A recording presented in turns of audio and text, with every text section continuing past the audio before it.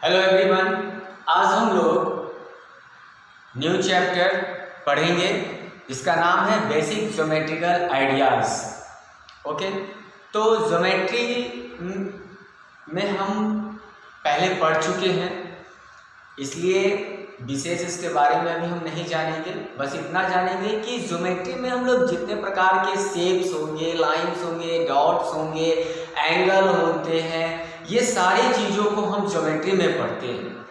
Okay, तो आज के इस चैप्टर में हम लोग क्या करेंगे कि धीरे धीरे छोटे से शुरुआत करके बड़े की तरफ जाएंगे, धीरे धीरे आगे बढ़ेंगे। तो सबसे पहले इसमें आता है पॉइंट। तो हम यहाँ पॉइंट आता है, इस पॉइंट का कहने का मतलब क्या हुआ कि अगर हम सिंपली एक डॉट इस तरह से लगा दें, सिंपली एक डॉट लगा दें, दैट मीन्स कि ये पॉइंट हो गया।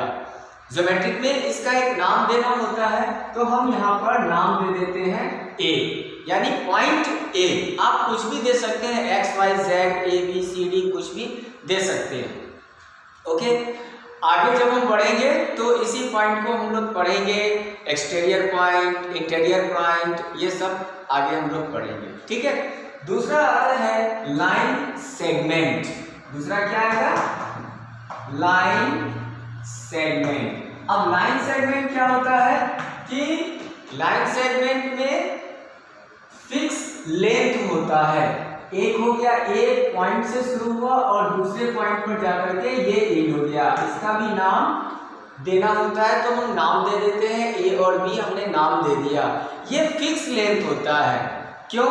क्योंकि हम इसको मेजरमेंट कर सकते हैं, इट कैन बी मेजर, इसको मेजर कर सकते हैं। ये फिक्स लेंथ होता है इसका।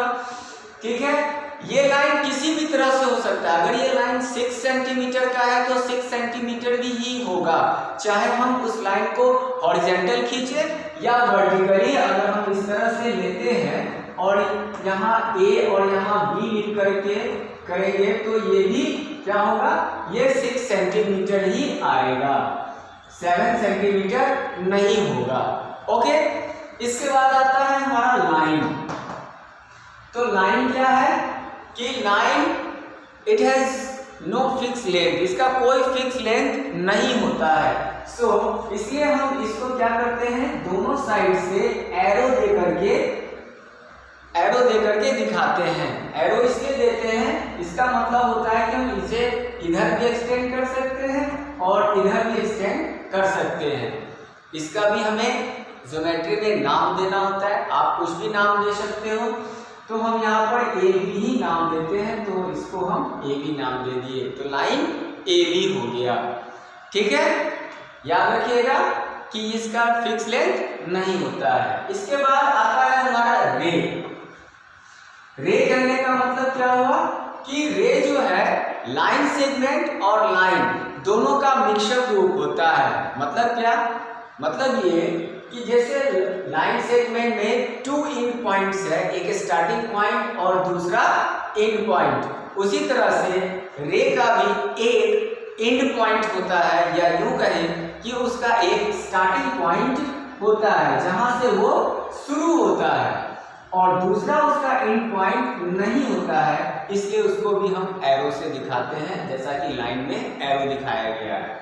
ओके, इसको हम इधर बढ़ा सकते हैं, इसका भी नाम है तो हम नाम दे देते हैं रे ए बी। इसका एक सिंपल सा और बढ़िया उदाहरण क्या होता है? सन।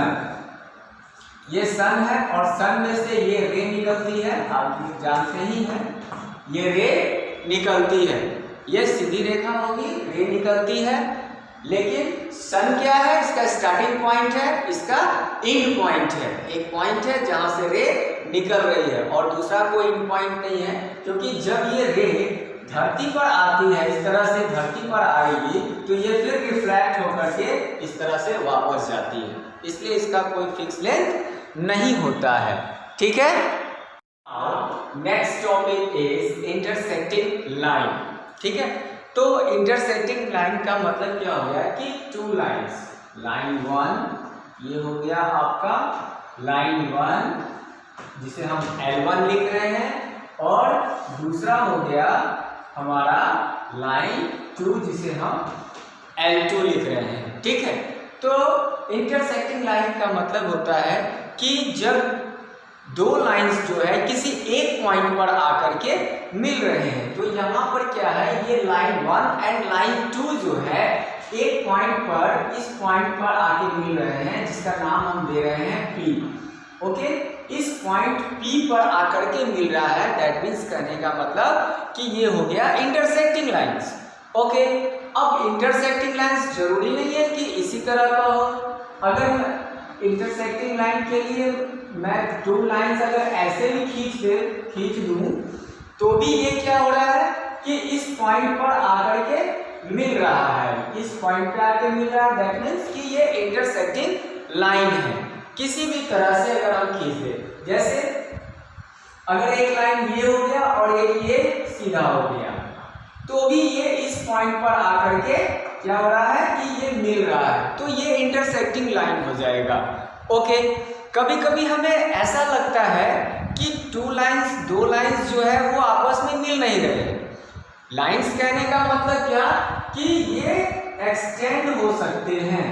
लाइंस मैंने हम लोगों ने भी पढ़ा था, लाइन जो है एक्सटेंड होते हैं, उनका फिक्स लेंथ नहीं होता है, उन्हें हम बढ़ा सकते हैं इस तरह से, ठीक है। तो कभी कभी ऐसा लगता है कि 2 लाइंस जो है आपस में मिल नहीं रहे हैं, तो क्या वो इंटरसेक्टिंग लाइन हो सकते हैं। सपोज ये एक लाइन हुआ, ओके, ये एक लाइन है L1 और दूसरा लाइन ये हो गया। तो अब यहाँ पर आप देख रहे हैं जो कि ये L2 है, क्या ये इंटरसेक्टिंग लाइन हो सकते हैं। ये दोनों आपस में तो क्रॉस नहीं कर रहा है, लेकिन हम लोगों ने पढ़ा है ना कि लाइन क्या हो सकता है, बढ़ाया जा सकता है। सो जब ये एक्सटेंड करेगा तो ये एक्सटेंड करने पर क्या हो रहा है, क्रॉस कर रहा है, इस पॉइंट पर मिल रहा है, इसलिए ये इंटरसेक्टिंग लाइन होगा। जब फिक्स लेंथ होता है तो नहीं होगा, लेकिन यहाँ पर क्या है, हम पढ़ रहे हैं इंटरसेक्टिंग लाइन, तो ये क्या है, यहाँ पर एक्सटेंड करके इंटरसेक्ट कर रहा है, ठीक है। तो ये इंटरसेक्टिंग लाइन कहलाएगा। मीन्स कहने का मतलब कि if two lines have one common points they are called intersecting lines. मतलब जब दो लाइन्स एक कॉमन लाइन पर एक दूसरे को इंटरसेक्ट कर रही है, जिस पॉइंट पर इंटरसेक्ट करेगी वो पॉइंट कहलाएगा इंटरसेक्टिंग पॉइंट कहलाएगा, और दोनों लाइन क्या कहलाएगा, इंटरसेक्टिंग लाइन कहलाएगा, okay. Topics is parallel lines. Parallel lines क्या है कि इंटरसेक्टिंग लाइन का जस्ट ऑपोजिट होता है। मीन्स कि इंटरसेक्टिंग लाइंस आपस में एक पॉइंट पर आकर के मीट होते हैं, बट पैरेलल लाइंस जो है वो किसी भी पॉइंट पर आकर के मीट नहीं होते हैं। दो चीज इसमें ज़्यादा इंपॉर्टेंट होते हैं, वो है कि नेवर मीट, ये आपस में नहीं मिलते हैं, एंड इक्वल डिस्टेंस, और उसका जो डिस्टेंस होता है इक्वल होता है। सपोज कि ये लाइन मैंने 2 लाइंस इस तरह से खींच दिए, ओके।